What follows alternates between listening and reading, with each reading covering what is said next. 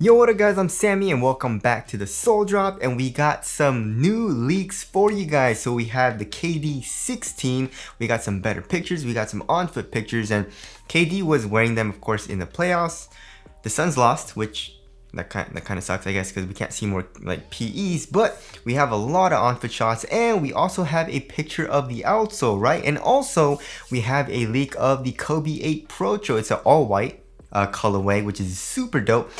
But yeah, so we've had the Kobe 1 Protro, the Kobe 4, 5, the 6, right?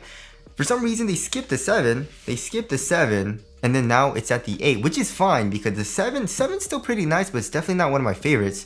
The 8 is definitely one of my favorites, and it is the first Protro we've had with a drop-in midsole, right?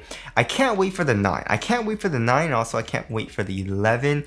It's gonna be legendary. The 9 guys. What do you guys think they're gonna Protro? Are they gonna do the elites, right? The high top version? Or are they gonna do the elite low, right? The Flyknit version, but it's a low? Or are they gonna do the EM version? I don't know, right? But yeah, let's get it started off with the KD 16. So the KD 16 is actually like, it grew on me a lot. We have some on-foot pictures, of course, like I said, and this colorway is kind of not a huge fan. I definitely feel like it did grow on me, but I definitely don't feel like it looks better than the KD 15. The KD 15 is a pretty good looking shoe. It's definitely not one of my favorites in his entire line. Also not one of my favorites that Nike has to offer right now, but it's still pretty nice, right? Just not a huge fan of the colorways, and also not a huge fan of the back part, but still not bad, right? The KD 16, I don't think it looks as good, but I definitely think it looks better than the KD 14. The KD 14 is just not, in my personal opinion, not a good looking shoe, and it's okay because, you know, for me, in my personal opinion, aesthetics, I don't really care all too much as long as it performs well, right? But of course, aesthetics is really important to some people just because they like to look good, right? So I understand that, but in my personal opinion, the KD 14, not so good looking, right? It's a weird looking shoe in my personal opinion. And of course, we have the KD 13. The KD 13, I would say, is my favorite out of the 13, 14, 15, and now the 16. And we have this interesting colorway. It's a combination. Well, we have a white midsole, right? Not a huge fan of this colorway. We also have some pictures of the outsole, right? So this is our first time seeing the outsole, and in this colorway, it's fully translucent, it looks like. And it's very interesting because we got some gears, right? We got some gears, and it's going throughout the entire outsole, and I don't think I've ever seen a traction pattern like this. It's pretty cool, I guess. I'm not so sure about the translucent outsole, however, just because in my personal opinion, I don't really like translucent rubber because it yellows very quickly, and just from my personal experience, a lot of translucent rubbers don't perform as well as their solid rubber counterparts, right? However, that has not been the case in a couple of the recent shoes, like the MB1. If you guys remember that, the translucent was way better than the solid option for me personally, anyway. But of course, traction, the traction performance has mostly to do with the rubber compound, in my personal opinion. The traction pattern doesn't really matter all too much, right? Just because translucent and, like I said, solid rubber, like they can differ in performance, and the traction pattern obviously is the exact same, but it performs differently. It picks up a little bit more dust and stuff like that for translucent most of the time. So the rubber compound is more important. So we're gonna need to see how good the rubber compound is in the KD 16. However, the KDs have been amazing for traction. The 13 was GOAT. 14 is GOAT, 15 is GOAT. Like, these are amazing traction. So I have no doubt in my mind the KD 16 is going to be super duper good, right? And then in the midfoot area, we have like some plastic. Obviously, that is probably a midfoot shank plate, but we have a whole purple part that kind of extends from the midfoot all the way into the forefoot, and then it kind of stops at the tip of the toe, which is kind of weird. So is that like a full plastic plate? Does it run from the midfoot to the forefoot, which is kind of that's pretty big, right? Most midfoot shank plates just stay in the midfoot, so I'm pretty curious to see how that is going to be. Just because if it is like a thinner piece of plastic, it'll probably, I mean, I don't know, plastic isn't super resilient, right? It doesn't have that much bend and flexibility and also rebound back like carbon fiber does. You know, for example, in the Wild 10, you have that full length carbon plate. Right, let me show you guys. Like, for example, in the Wild 10, right, you can see pretty much this full length carbon fiber plate, right? And because carbon fiber is super strong, right, also has that kind of resiliency. So you have that really nice rebound back. So when you're doing heel dominant strides, it kind of gives you that springiness, right? So I wonder if that is going to be the case in the KD16. However, like I said, it's just plastic. But yeah, as far as the cushioning setup goes, from basically the KD12, right? The KD11 also had full-length zoom, but the KD12 was also full-length zoom strobe. So from the 12, 13, 14, 15, right? So 4 shoes in a row it's had full-length zoom strobe. So KD probably loves full-length zoom strobe. So I'm guessing the KD16 is going to be the same exact zoom setup, right? And then I'm just pretty curious as to what the foam is going to be, but probably it's going to be cushion. And also the heel is pretty exposed, which is a good thing in my personal opinion. I like to have a good amount of midsole compression, right? For example, in the 13, I didn't really like it just because it was all rubber, right? All of this is just rubber, so it didn't compress really at all. So it felt kind of clunky, but of course they fixed that here in the 14 with a fully exposed midsole, which is super soft. So I do like that as well. And then the material is, I don't know. KDs have not had amazing materials since, I guess, like the KD11 with the Flyknit, right? I mean, they've been pretty cheap, honestly. It feels nice on foot, it's thin and supportive, but definitely not great for quality, right? But yeah, so there is the KD16, and then now moving on to the Kobe 8 Protro. So it's supposed to be, well, okay, so first of all, shout out to knowing_kicks for these pictures. I don't know how he has the shoe already, but anyway, so it's supposed to release on Kobe Day, so August 24th, and it's expected to release for $180, which is freaking expensive. But I guess for Kobe's that makes sense, but hopefully they make way more pairs, right? So there are a couple of differences from the regular Kobe 8, right? So let's take all the KDs off for a sec. Alright, so first of all, like I said, the Kobe's have not had a Protro with a drop-in midsole yet, I believe, right? But yeah, so basically all these Kobe's, right? The 7, the 11, the 360, the 11 Elite ID with the full, I'll show you guys, and then the Kobe 8, right? They all have drop-in midsoles, and I really like drop-in midsoles. But yeah, the Kobe 8 had a drop-in midsole, and it was Lunarlon, right? So let me show you guys.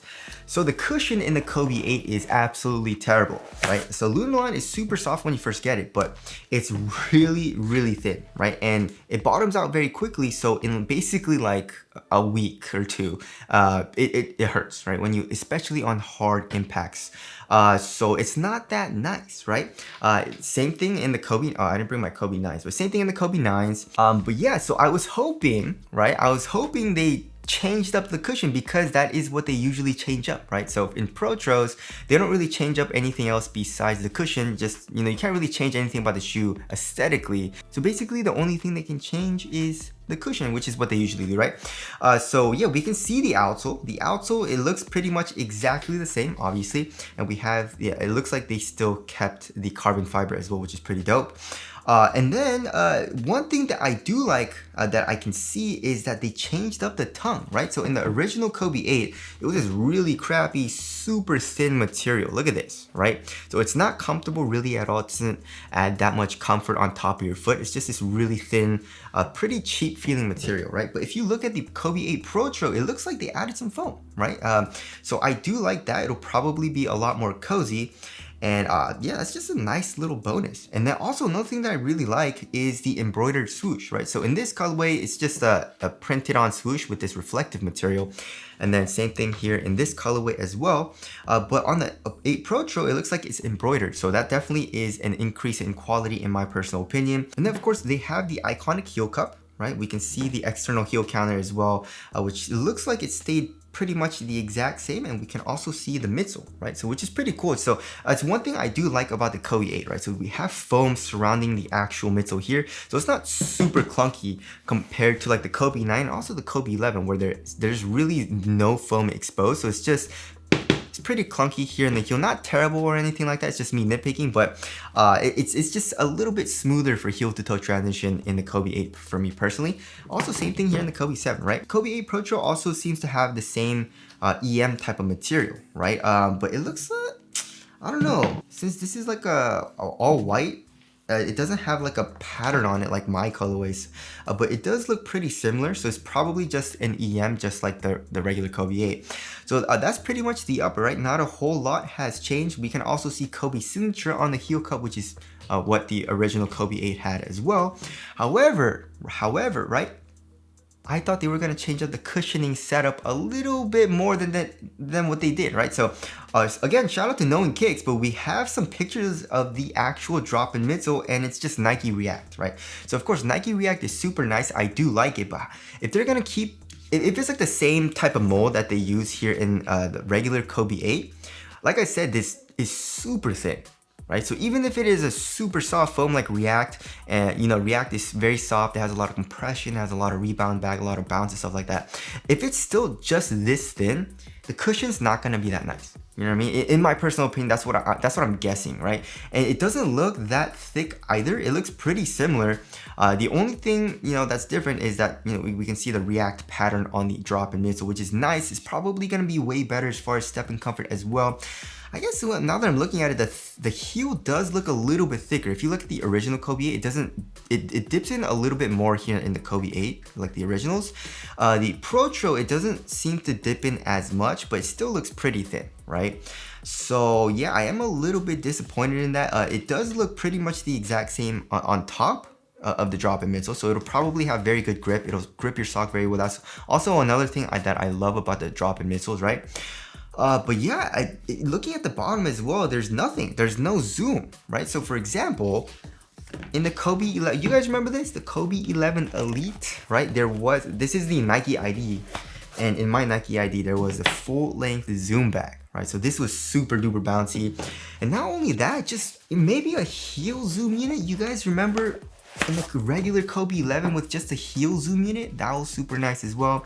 And also the Kobe 7, there was targeted zoom as well. So I believe the foam was just regular EVA. It wasn't Lunarlon or anything, but this is kind of hard to take out.